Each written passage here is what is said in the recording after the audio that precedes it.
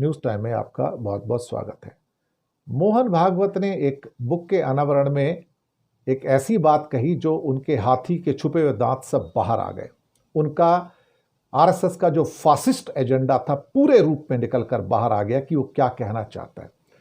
और वो एक बुक के अनावरण के समय वो ये कहे कि भारत की आज़ादी का जिसने योगदान दिया है उसको कांग्रेस ने इनडायरेक्टली कहा कि कुछ लोगों ने उसको मोनोपोलाइज किया कि उन्होंने भारत को आज़ादी दिलवाई, जबकि भारत की आज़ादी में सबका योगदान था।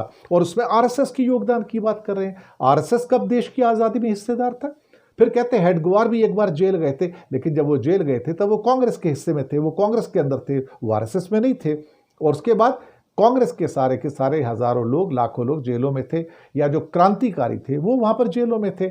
आरएसएस का कौन सा आदमी जेल में था? ये तो कभी जेल में नहीं रहे। लेकिन क्या है ना, अब महात्मा गांधी को डिस्क्रेडिट करना है, सरदार पटेल को डिस्क्रेडिट करना है, नेहरू को डिस्क्रेडिट करना है, सुभाष चंद्र बोस को डिस्क्रेडिट करना है, और वहां पर स्थापित करना है गोडसे को, या फिर वीर सावरकर को वहां पर स्थापित करना है।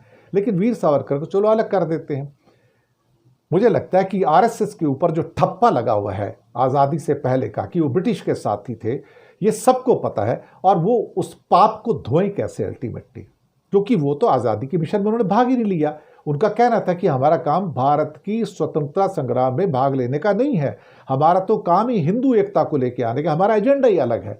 भारत की आज़ादी के संग्राम में आरएसएस का कोई योगदान नहीं है। दरअसल ये तो ब्रिटिश के साथ ही थे, उनकी चिट्ठियां लिखी हुई है वहां पर, चिट्ठियां तो इन सावरकर की लिखी हुई हैं कि हम तो आपके साथ में हैं। अब तो क्या है कि कांग्रेस के सब लोग 1942 में करो या मरो में जेल में चले गए थे, हमें ब्रिटिश का साथ देना चाहिए ताकि हिंदुओं का हाथ मजबूत किया जा सके। और फिर सावरकर को वजीफा भी मिलता था, ये भी बात जग जाहिर, अंग्रेजों से वजीफा मिलता था। दरअसल भारत में क्या है, नाथूराम गोडसे के पुत्रों को ऊपर लाने की कोशिश की जा रही है।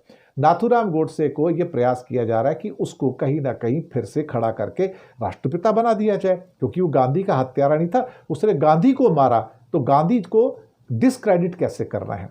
अब भागवत के मन में टीस है कि हमें आज़ादी से पहले जो सारे दक्षिणपंथी थे उनको किसी और रूप में याद किया जाता है कि उनका कोई योगदान नहीं है वहां पर। ये बात तो सही है कि आरएसएस का कोई योगदान नहीं है, इवन जो बाकी दक्षिणपंथी हैं दल थे उनका भी कोई योगदान नहीं है। हिंदू महासभा तो महात्मा गांधी की हत्यारी है, ये तो दुनिया जानती है। तो अब पाप को कैसे धोएं? अब ये पाप इतना बड़ा है कि जिसके आगे भागवत को कहने के मजबूर होना पड़ा। इस देश की आज़ादी में सबने कुर्बानियां दी हैं, सिर्फ चंद लोगों ने नहीं दी, जैसे इतिहास में बताया जा रहा है कि कुछ लोग उसके लिए रिस्पॉन्सिबल हैं। मुझे लगता है कि जो मीन माइंडेड, जो फासिस्ट लोग होते हैं ना, वही ऐसा सोच सकते हैं, और तो कोई ऐसा सोच नहीं सकता। और इनकी फांसीवादी जो चीज़ें हैं, दांत है ना, बार बार निकल कर बाहर आते हैं।